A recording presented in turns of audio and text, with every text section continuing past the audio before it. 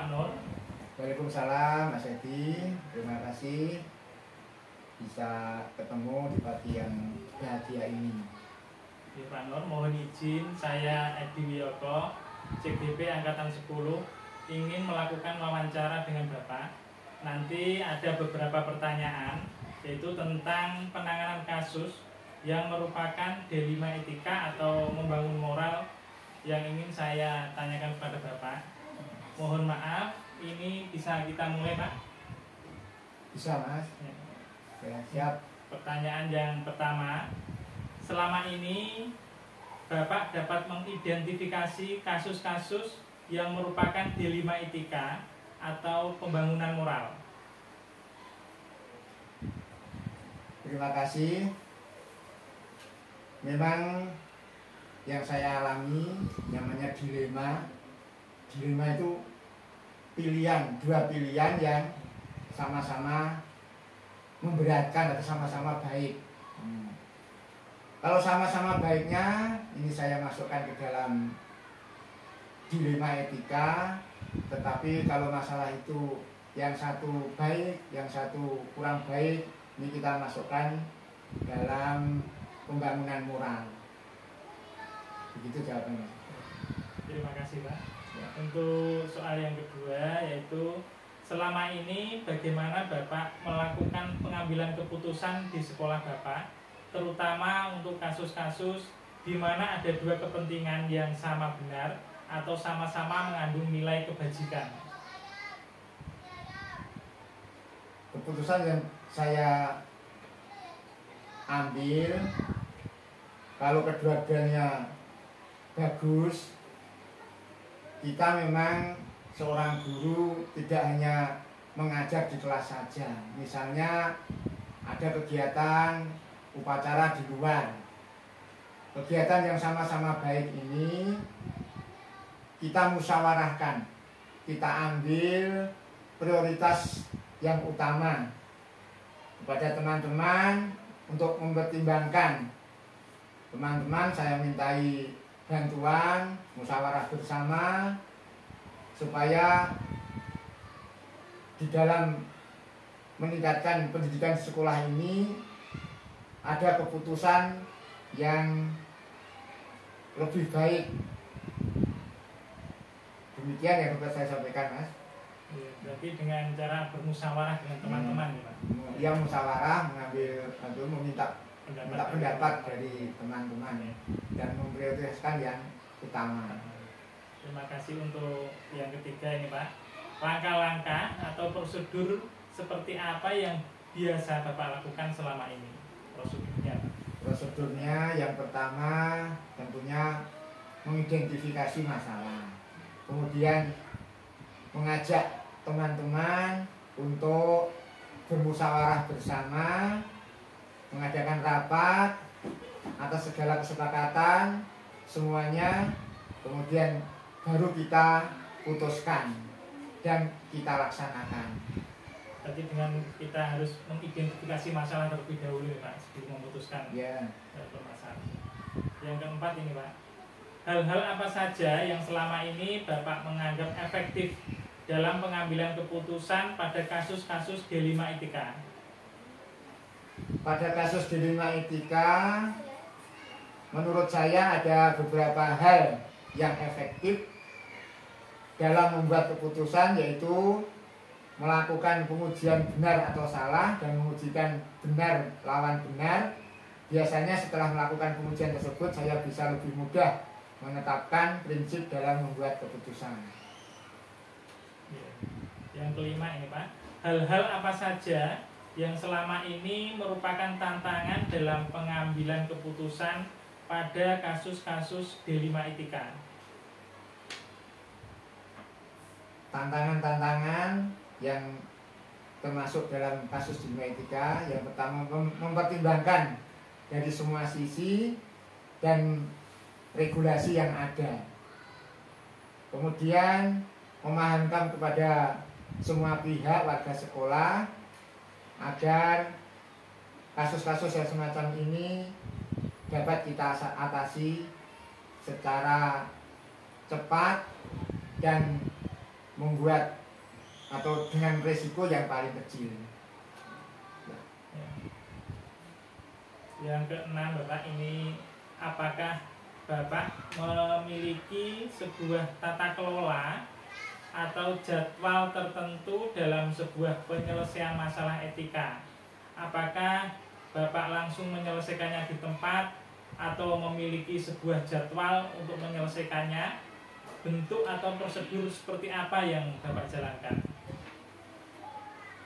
Walaupun saya sebagai kepala sekolah, Mas, itu sudah membuat jadwal, membuat program dan sebagainya, tetapi untuk menghadapi masalah dilema etika ini, karena kasusnya biasanya juga muncul secara spontan, sehingga di dalam menangani masalah ini saya selesaikan secara spontan dengan mempertimbangkan kepada peraturan atau regulasi yang ada.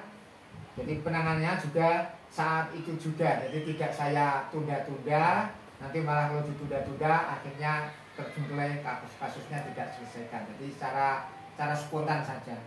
Berarti langsung ditangani di tempat ya? Langsung ditangani di tempat. Menyesuaikan dengan kasus-kasus yang ada. Ya, betul. Terus selanjutnya, adakah seseorang atau faktor-faktor apa yang selama ini mempermudah atau membantu Bapak dalam mengambil keputusan dalam kasus-kasus dilema etika?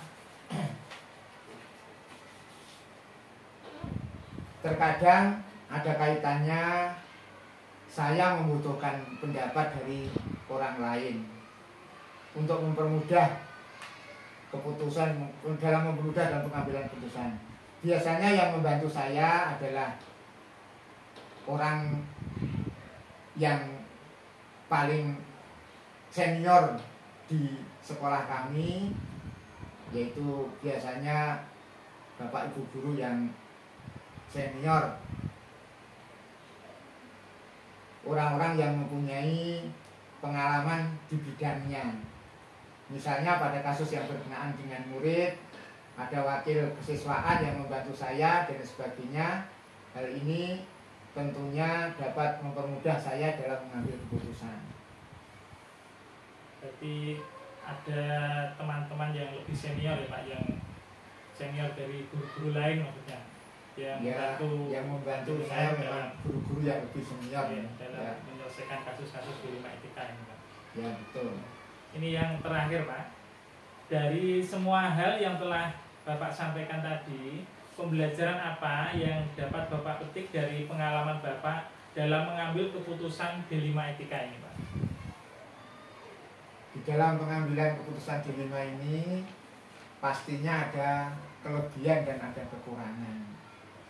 Kekurangannya yaitu apabila ada pihak-pihak tertentu yang tidak merasa senang, akhirnya menjustis bahwa saya kurang mempunyai kebijakan yang baik, sehingga maka dari itu untuk membuat keputusan hendaknya kita memiliki prinsip yang didasarkan pada nilai-nilai kebajikan yang luhur. Itu yang saya utamakan. Sudah Pak. Terima kasih Pak Nur telah meluangkan waktu untuk wawancara dengan saya. Semoga ilmu-ilmu yang kita dapat ini bisa bermanfaat untuk saya dan bisa saya terapkan di kegiatan sehari-hari. Demikian wawancara ini. Assalamualaikum warahmatullahi wabarakatuh. Demikian Mas, saya juga merasa terima kasih dengan adanya kegiatan ini. Kami pun yang sudah memasuki usia pensiun dapat belajar dengan adanya kegiatan kurikulum merdeka yang dicanangkan oleh pemerintah ini. Sekali lagi saya ucapkan terima kasih.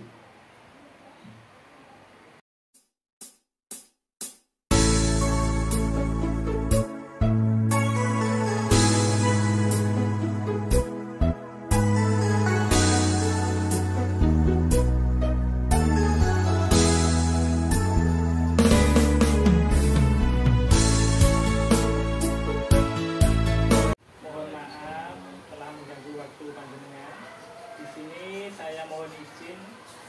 Bapak untuk melakukan wawancara dengan Bapak. Dan nanti ada beberapa pertanyaan, yaitu tentang penanganan kasus yang merupakan dilema etika atau pembangun moral. Dan mohon maaf, ini bisa kita mulai, Pak? Bisa, monggo. Ini pertanyaan yang pertama, Pak. Selama ini bagaimana Bapak dapat mengidentifikasi kasus-kasus yang merupakan dilema etika atau pembangunan moral? Terima kasih. Memang yang namanya apa namanya dilema etika itu kan suatu moral ya Mas. Ya. Moral yang mana moral seseorang, moral siswa itu dinyatakan mereka kita itu sesuatu yang ke depan arahnya adalah harapan ke depan kita punya etika yang bagus. Namun di dalam penanganan moral ini perlu kehati-hatian. Etika itu perlu kehati-hatian. Di mana dilema etika merupakan sebuah situasi dan kondisi di mana keduanya benar namun bertentangan dalam pengembalian keputusan. Artinya apa? Dilema yang ada di penanganan di sekolah ini khususnya etika itu tidak bisa lepas dari kita selaku individu harusnya berkoordinasi, bekerja sama dengan pihak-pihak yang terkait, diantaranya orang tua, kemudian berkaitan dengan guru juga. Sebabnya apa? Bahwa tidak hanya di penanganan di sekolah saja, karena orang tua juga punya peran penting di dalam untuk menangani, untuk mengatasi dilema etika itu, terutama di dalam kehidupan keluarga. Sehingga keluarga itu punya peran penting untuk memberikan apa namanya arahan sehingga dalam penanganan ini bisa diatasi kedua belah pihak, artinya orang tua maupun pihak kita selaku. Berarti dengan mengidentifikasinya kita harus berkoordinasi dengan pihak-pihak itu diantaranya orang tua maupun pihak guru. Ini untuk pertanyaan yang kedua, Bapak. Selama ini bagaimana Bapak melakukan pengambilan keputusan di sekolah, terutama untuk kasus-kasus di mana ada dua kepentingan yang sama benar atau sama mengandung nilai kebajikan?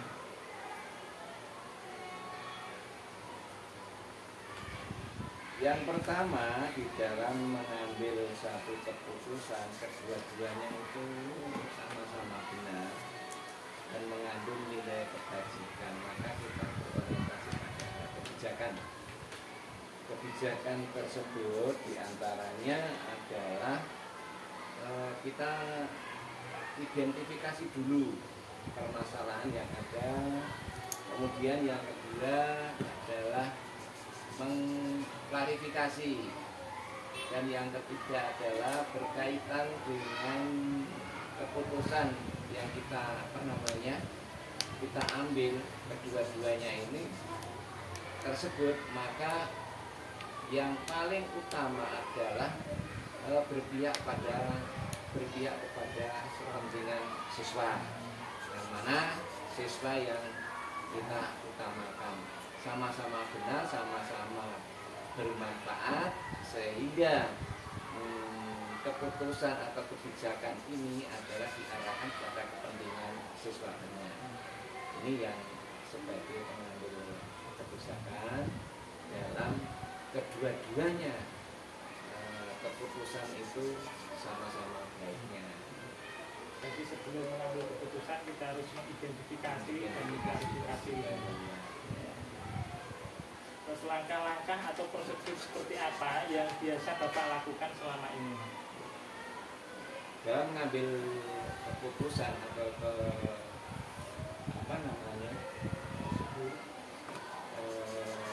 kebijakan, langkah kita adalah memang perlu dengan adanya identifikasi dulu, nah, kemudian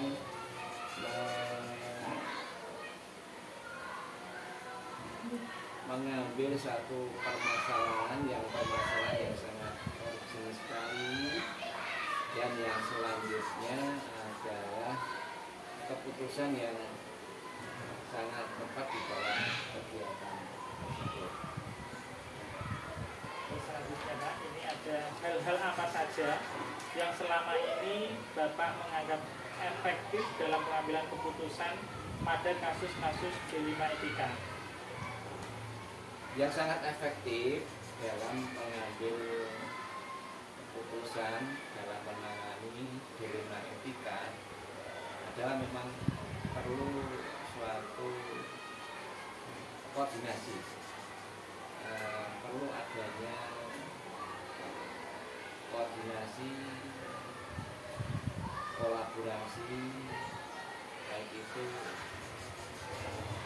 dengan orang tua, dengan guru, dengan pihak-pihak lain, sehingga dalam mengambil keputusan itu jangan tersalahkan. Untuk itu kita di dalam mengambil keputusan dalam penanganan satu masalah ini, kita harus memang satu kerjasama dengan baik itu orang tua, dengan guru, dan pihak-pihak lain yang sekiranya sekolah itu jangan sampai nanti kita disalahkan. Jadi kita harus selalu berkoordinasi dan berkolaborasi. Terus yang selanjutnya ini ada hal-hal apa saja yang selama ini merupakan tantangan dalam pengambilan keputusan pada kasus-kasus D5 etika?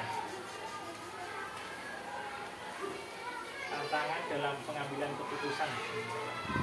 Tantangannya memang yang namanya mengambil keputusan terkait dengan penanganan etika itu memang perlu kehati-hatian, yang mana terkait dengan keputusan ini kembali lagi kepada penanganannya.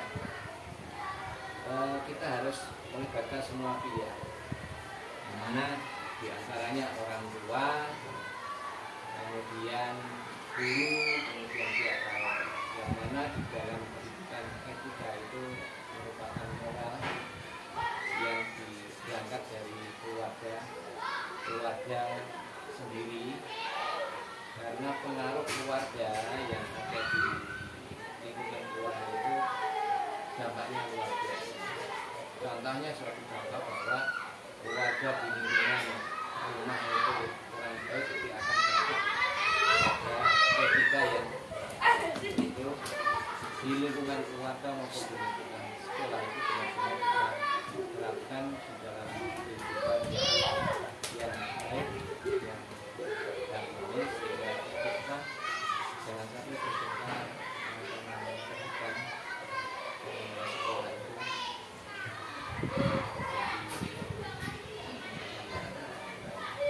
jelas. Untuk penanganannya kita berkoordinasi selalu ya. Terus selanjutnya Pak, apakah Bapak memiliki sebuah tata kelola atau jadwal tertentu dalam sebuah penyelesaian masalah etika? Apakah Bapak langsung menyelesaikannya di tempat atau memiliki sebuah jadwal untuk menyelesaikannya? Bentuk atau prosedur seperti apa yang Bapak jalankan? Terima kasih. Di dalam penanganan kasus itu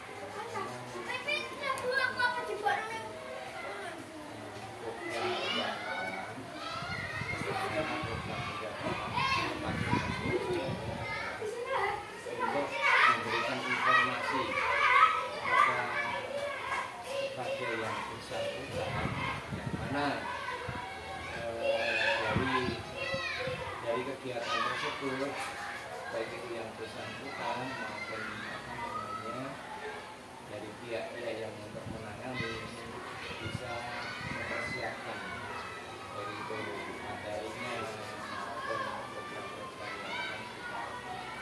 sampaikan kepada penanganan etika tersebut. Kemudian yang kedua tadi apa? Kaitannya dengan jadwal untuk dan prosedurnya adalah kita harus berkomunikasi jelas ya. Prosedurnya kita kumpulkan informasi terlebih dahulu ya, identifikasi kemudian kita kumpulkan informasi yang relevan. Yang ketiga adalah cari solusi alternatif. Yang keempat adalah pertimbangan bukti. Yang kelima adalah pilih dari sejumlah alternatif, kemudian kita ambil tindakan yang perlu kita sampaikan. Jadi yang terakhir adalah ambil tindakan yang tepat juga. Jadi kita sudah terjadwal dan sesuai dengan prosedur yang Bapak sampaikan tadi. Terus yang nomor 7 Pak ini, adakah seseorang atau faktor-faktor apa yang selama ini mempermudah atau membantu Bapak dalam mengambil keputusan dalam kasus-kasus D5 etika? Yes, ada. Selama ini memang kita tidak bisa melepas permasalahan dari D5 etika. Satu contoh di satu kelas, ini ada beberapa kelas, tidak semua kelas tapi ada terkait dengan D5 etika. Satu contoh bahwa di satu kelas itu ada anak yang luar biasa etikanya. Untuk itu kami yang pertama mengidentifikasi dulu di antara kelas. Yang selanjutnya adalah kita adakan komunikasi, kita panggil siswa tersebut, permasalahan apa yang ada yang dihadapi di rumah, kemudian bagaimana kehidupan keluarganya, kita identifikasi sehingga nanti tahu permasalahannya. Nah, langkah selanjutnya di dalam kalau sudah diidentifikasi, akhirnya kita mencari solusi.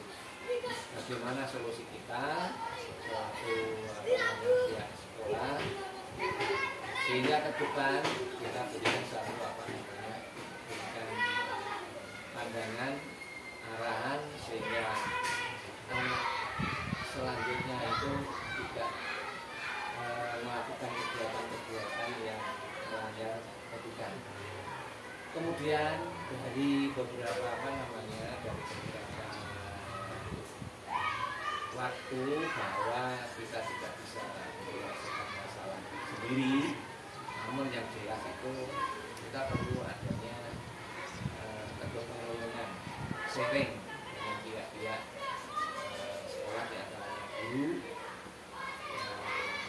mana ada masalah penanganan ini perlu kolaborasi, kemudian bersama karena sifatnya adalah tim, karena untuk menjaga dari sekolah ini perlu jadi pihak-pihak yang sangat membantu antara pihak guru maupun pihak orang tua sebagai sekolah. Intinya dalam menangani kasus ini ketika itu kita tidak bisa melakukan sendiri, ada beberapa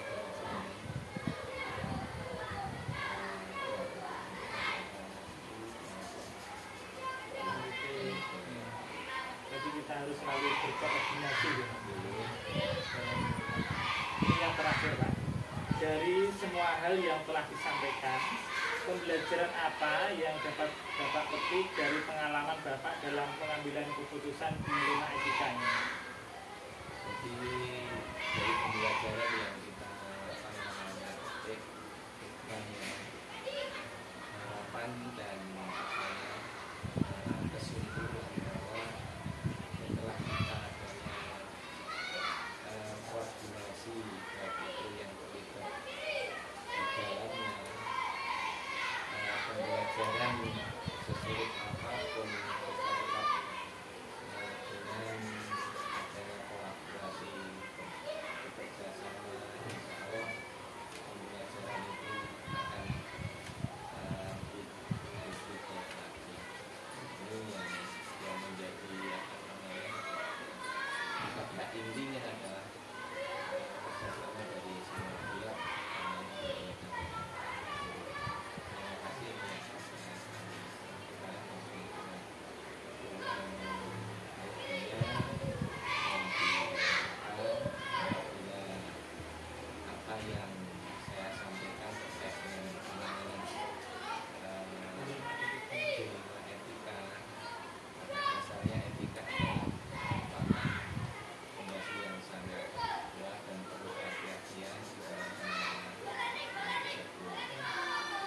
itu kami berharap kepada rekan-rekan dari semua pihak yaitu di dalam penanganan Dilema Etika itu memang menjadi fondasi yang sangat utama. Terima kasih Pak atas waktunya dan mohon maaf telah mengganggu waktu Bapak. Semoga hasil dari wawancara ini bisa saya terapkan di sekolah saya. Pengalaman-pengalaman Bapak yang luar biasa tadi bisa saya ATM dan bisa kami terapkan di sekolah saya. Demikian wawancara ini, mohon maaf. Assalamualaikum warahmatullahi wabarakatuh. Waalaikumsalam.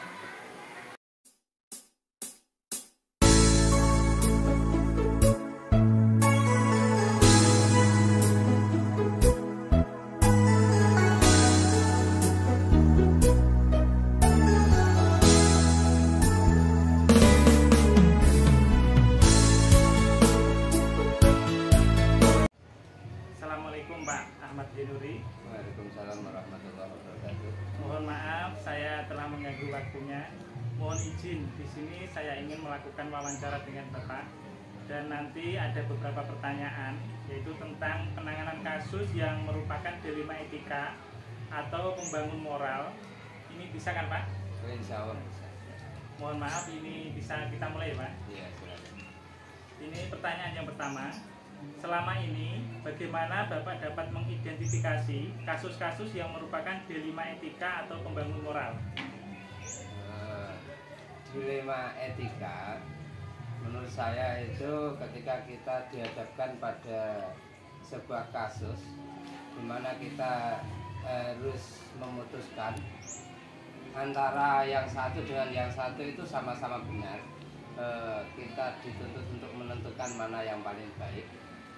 Sedangkan apa namanya tadi yang satu pembangun moral itu kemungkinan bagaimana kita ketika dihadapkan pada hal dalam menentukan mana yang benar dan mana yang salah. Terus yang kedua ini Pak, selama ini bagaimana Bapak melakukan pengambilan keputusan di sekolah Bapak, terutama untuk kasus-kasus di mana ada dua kepentingan yang sama-sama benar atau sama-sama mengandung nilai kebajikan? Menurut kami yang sesuai pengalaman yang sudah dilalui di dalam menentukan keputusan di mana ada dua hal yang sama-sama benar, maka diprioritaskan yang pertama adalah untuk kepentingan banyak orang, memprioritaskan kebutuhan murid, juga mempertimbangkan dari saran daripada teman-teman di lingkungan sekolah. Ya Pak, ini untuk yang ketiga Pak. Langkah-langkah atau prosedur seperti apa yang biasa Bapak lakukan selama ini? Ketika menghadapi hal tersebut, langkah awal kita di dalam memutuskan, biasanya kita bermusyawarah dulu dengan rekan-rekan guru, dengan mempertimbangkan mana yang lebih baik untuk jangka pendeknya maupun jangka panjangnya. Kemudian nanti kemanfaatannya juga dalam upaya menyikapi nanti ketika ada ketidaksesuaian atas keputusan tersebut. Ya, berarti dengan bermusyawarah. Iya, bermusyawarah. Yang keempat Pak, hal-hal apa saja yang selama ini Bapak menganggap efektif dalam pengambilan keputusan pada kasus-kasus dilema etika?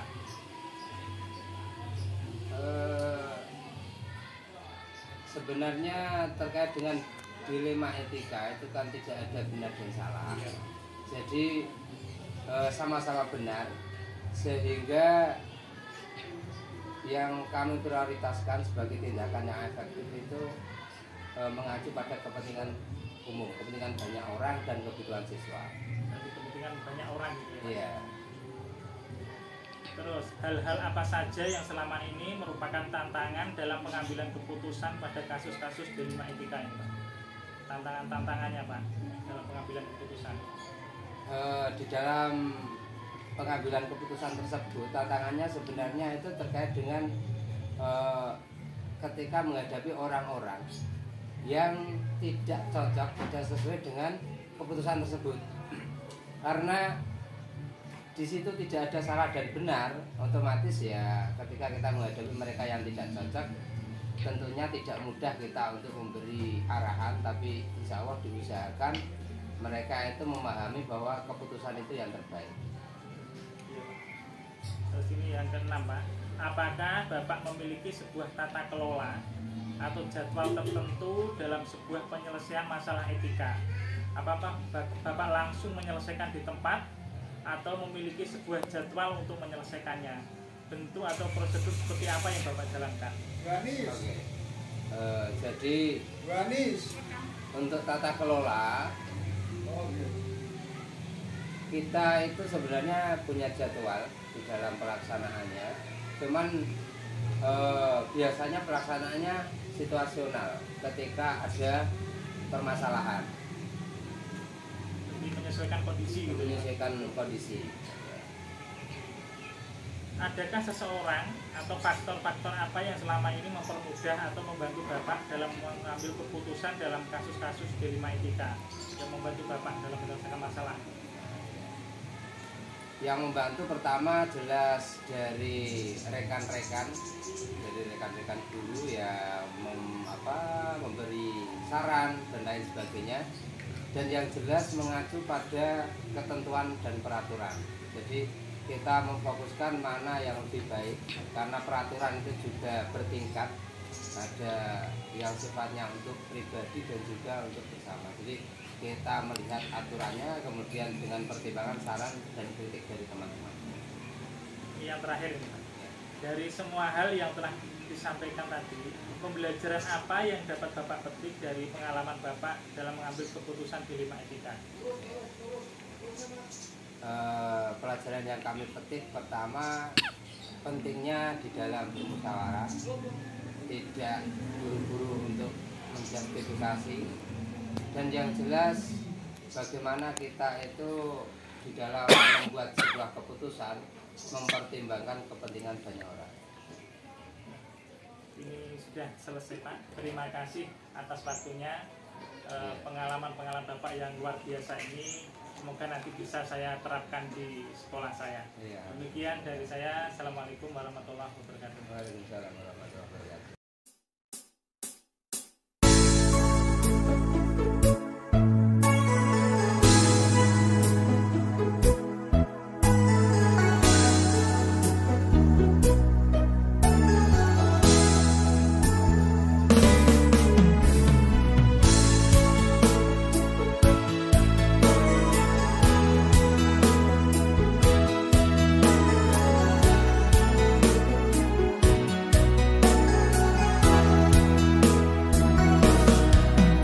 Pendidikan bukan hanya tugas guru semata,